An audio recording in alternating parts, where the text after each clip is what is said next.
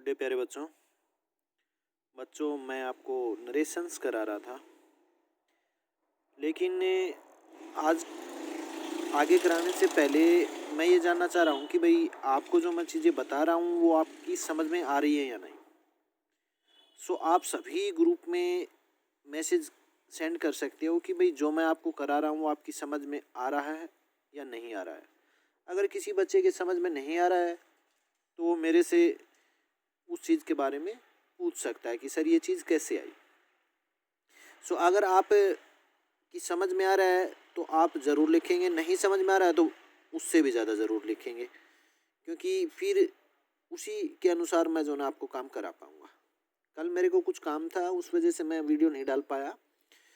तो आज मैं आप लोगों के लिए जो कल हमने किया था उससे नेक्स्ट मैं आपके लिए वीडियो सेंड कर रहा हूँ। देखिए बच्चों, हमने कर लिया था कि भाई किस प्रकार से हम SO1 1 2 3 के नियम के अनुसार जो है ना नाउन प्रोनाउंस को चेंज करेंगे। और मैंने आपको बताया था कि भाई अगर हमारी रिपोर्टिंग वर्ब प्रेजेंट और फ्यूचर में है तो हमारी ये रिपोर्टेड स्पीच जो इन्वर्टेड कॉमास के अंदर बंद होती है इसका टेंस नहीं बदलता है। नेक्स्ट देखिए बच्चों, अगर हमारी रिपोर्टिंग वर्ब में दिया गया सेड टू, रिपोर्टिंग वर्ब जो आपके पास ये है, यहाँ पे देखिए पहले सेज टू आया है। सेज टू इसलिए आया है क्योंकि ये आपका टेंस कौन सा है भाई, प्रेजेंट इंडेफिनिट टेंस। लेकिन अगर ये पास्ट इंडेफिनिट होता तो यहाँ पे सेज टू की बजाय क्या आता, सेड टू।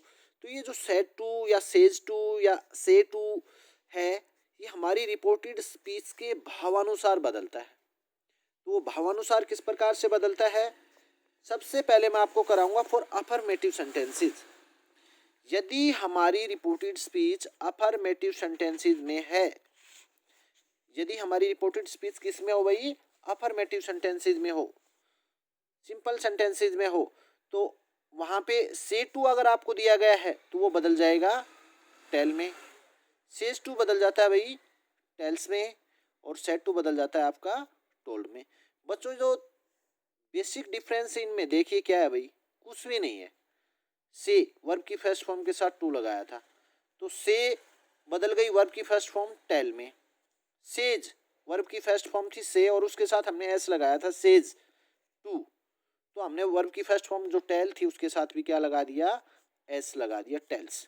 इसी प्रकार से सैड, सैड क्या होती है, वर्ब की सेकंड फॉर्म किसकी, से की। से की सेकंड फॉर्म क्या होती है, सैड। तो सैड किस में बदल गया, टेल की सेकंड फॉर्म टोल्ड में। लेकिन ये सिर्फ आपके लिए अफर्मेटिव सेंटेंसेस में है। यदि आपकी रिपोर्टेड स्पीच इंटेरोगेटिव है, यदि आपकी रिपोर्टेड स्पीच में कोई और किसी प्रकार का कोई सेंटेंस है तो वो फिर भावानुसार उसी के अनुसार बदलेगी, वो मैं आपको आगे बताऊंगा। फिलहाल हम करते हैं सिर्फ अफर्मेटिव सेंटेंसेस के लिए, ठीक है ना।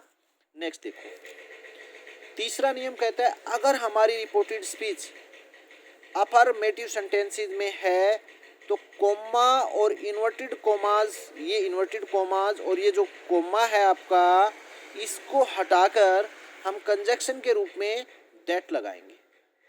कब लगाएंगे भाई, यदि हमारी रिपोर्टेड स्पीच अफर्मेटिव सेंटेंसेस में है तो। इसके अलावा भी कुछ बच्चों हमने चेंजेस करने होते हैं, और वो चेंजेस क्या क्या कर सकते हैं हम देखना जरा। हियर अगर आपकी रिपोर्टेड स्पीच में आ रहा है तो वो बदल जाएगा देयर में। नाउ अगर आपकी रिपोर्टेड स्पीच में आ रहा है तो वो बदल जाएगा देन में। दिस बदल जाएगा दैट में। दीज बदल जाएगा दोज में। टुडे बदल जाएगा दैट डे में। टू नाइट बदल जाएगा भाई दैट नाइट में।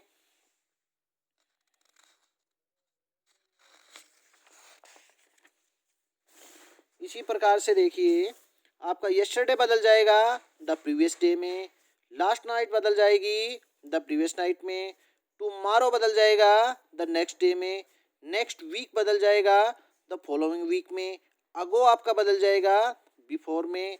10 आपका बदल जाएगा सो में। हैंस आपका बदल जाएगा देंस में। यहाँ पे एक बात का आपने ध्यान रखना है, और वो बात क्या है भाई, देखिए जरा।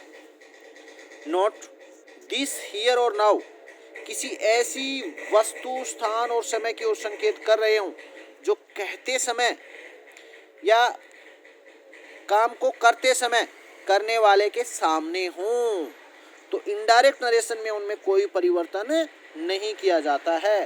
तो डायरेक्ट स्पीच से जब हम इनडायरेक्ट स्पीच बनाएंगे तो कहता है कि अगर बोलते समय या काम करते समय दिस, हियर और नाउ किसी ऐसी वस्तु, स्थान और समय की ओर संकेत कर रहे हो जो करने वाले या बोलने वाले के नज़र के सामने हो, तो इनडायरेक्ट नरेशन में आप इनमें कोई परिवर्तन नहीं करोगे। कैसे? जैसे मैंने एक एग्जांपल लिया, देखिए, द स्ट्रेंजर सेड। स्ट्रेंजर कौन होता है भाई? स्ट्रेंजर अजनबी। सेड, अजनबी ने कहा। क्या कहा? Comma, inverted comma start, here I slept for 5 hours. मैं यहाँ, उसने उस स्थान की ओर संकेत करते हुए जहां पे वो सोया है, उसने उस स्थान की ओर संकेत करते हुए क्या कहा कि here I slept for 5 hours. मैं यहाँ 5 घंटे के लिए सोया। तो अब देखना बच्चों, द स्ट्रेंजर सेड, टोल्ड में नहीं बदलाना, क्यों? इसके साथ टू नहीं लगा है, और टू कब लगता है? जब इसके साथ कोई ऑब्जेक्ट आता है। तो ऑब्जेक्ट इसमें था नहीं तो टू की जरूरत नहीं थी। तो द स्ट्रेंजर सेड, कोमा और इन्वर्टेड कोमाज को हमने हटाया, देखो कंजक्शन क्या लगाई? दैट। और ये हियर था ना, इसको हमने हियर ही रखा है, इसको हमने देर में चेंज नहीं किया। क्यों? क्योंकि ये ऐसी स्थिति है जहाँ पे जो बोलने वाला है उसकी नज़र के सामने सारी चीज़ें हो रही है और वो इशारा करते हुए कह रहा है, इसलिए हियर जो है ना बच्चों, यहाँ पे हियर ही रहा। हियर आई, देखिए कौन सा पर्सन था भाई आपका? First person. और फर्स्ट पर्सन हमेशा मैंने आपको बताया चेंजेज अकॉर्डिंग टू सब्जेक्ट, और सब्जेक्ट यहाँ पे क्या है? The stranger. Stranger third person singular, और थर्ड पर्सन सिंगुलर के लिए मेल के लिए आप क्या यूज कर सकते हो भाई? ही। और स्लेप्ट था, सब्जेक्ट प्लस वर्ब की सेकंड फॉर्म स्लेप्ट, तो कौन सा टेंस था आपका? Past indefinite. और पास्ट इंडेफिनिट आपका जो हम डायरेक्ट स्पीच से इनडायरेक्ट स्पीच में बदलते हैं तो बदल जाता है भाई पास्ट परफेक्ट में। तो यहाँ पे इसने क्या किया? ही, पास्ट परफेक्ट के लिए हैड स्लेप्ट फॉर 5 आवर्स। अब ये आपकी जो रिपोर्टिंग वर्ब है अगर वो पास्ट टेंस में होती है तो हमारी रिपोर्टेड स्पीच का टेंस हम बदलते हैं, जैसे कि मैंने इस एग्जाम्पल में बदला है। तो अब ये किस प्रकार से आपके टेंस बदलते हैं उनके बारे में मैं आपको बता रहा हूँ।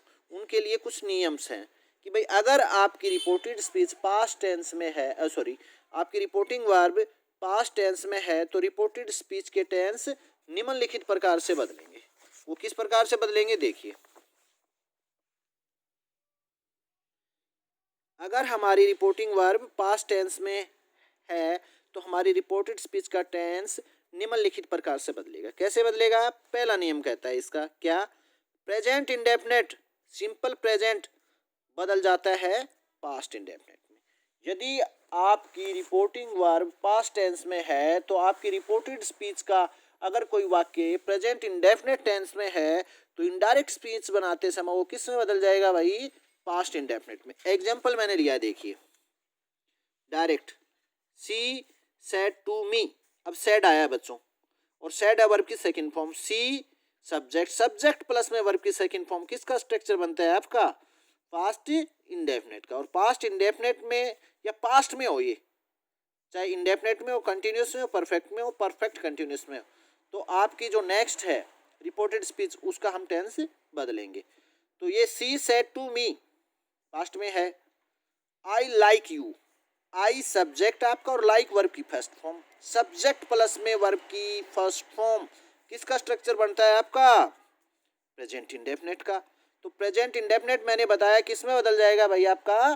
पास्ट इंडेफिनिट में। किस प्रकार से बदलेगा? देखिए, तो पहला तो हमने बताया सेड टू किस में बदल जाता है? अफर्मेटिव सेंटेंसेस के लिए टोल्ड में, तो बदलो, सी टोल्ड मी, कोमा ये और इन्वर्टेड कोमा ये हटाया मैंने, कंजक्शन क्या लगाई? दैट लगाया।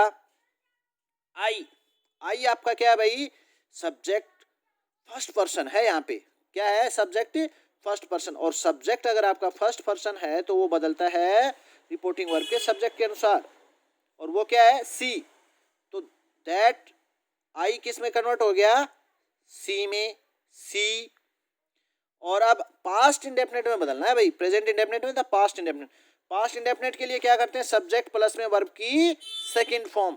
तो लाइक क्या बन गया, लाइक्ड यू, आपका सेकंड फॉर्म किस फॉर्म में आया है, एज ए ऑब्जेक्ट। कैसे पता चला, आफ्टर वर्ब आ रहा है, आफ्टर वर्ब आ रहा है। तो ऑब्जेक्टिव फॉर्म की जगह हम ऑब्जेक्टिव फॉर्म लिखेंगे। तो you second person changes according to object. Object क्या है, मी, और ऑब्जेक्टिव फॉर्म भी मी की क्या बनती है, मी बनती है। मी को तो मी ही लिखेंगे ना ऑब्जेक्टिव फॉर्म में, ऑलरेडी मी जो है ना ऑब्जेक्टिव फॉर्म में है। तो इस ऑब्जेक्टिव फॉर्म को यहाँ से उठा के हमने यहाँ रख दिया। तो आपका क्या बन गया बच्चों, देखना, she said to me comma inverted comma start I like you. आपका क्या बना भाई, she told me that she liked me. इसी प्रकार से आपका प्रेजेंट कंटिन्यूस बन जाता है भाई पास्ट कंटिन्यूस। जैसे मैंने यहाँ लिया ही सेड, अब यहाँ पे देखना ऑब्जेक्ट नहीं है तो सेड के साथ टू नहीं लगाया, he said I am milking the cow.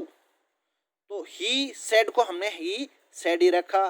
Coma inverted commas को हटा के कंजक्शन क्या लगाई यहाँ पे, दैट। आई कौन सा पर्सन था, first person changes according to subject. Subject क्या है, ही, तो हमने इसको आई को किस में कन्वर्ट कर दिया, ही में। आई एम, एम था तो प्रेजेंट कंटिन्यूस था ना बच्चों। तो प्रेजेंट कंटिन्यूस मैंने बताया किस में बदल जाता है, पास्ट कंटिन्यूस में। पास्ट कंटिन्यूस में ही के साथ हेल्पिंग वर्ब क्या लगेगी, was. He was milking the cow. तो इस प्रकार से जो है ना बच्चों, आप जो है ना डायरेक्ट स्पीच को इनडायरेक्ट स्पीच में बदल पाओगे। बाकी टेंसेज के नियम मैं कल कराऊंगा, क्योंकि इससे बड़ा अगर मैं वीडियो बनाता हूं तो वो अपलोड नहीं हो पाता है बच्चों। तो इतना ही वीडियो मैं बना पाऊंगा। किसी भी बच्चे को कोई दिक्कत हो तो वो मेरे से बात कर सकता है। और हाँ, मेरे को मैसेज करके ये ज़रूर बताना है कि भाई समझ में आ रहा है कि नहीं आ रहा, प्रत्येक बच्चे ने, ताकि मैं जो ना मोटिवेट होता रहूँ आप लोगों को काम कराने के लिए। Thank you, have a nice day.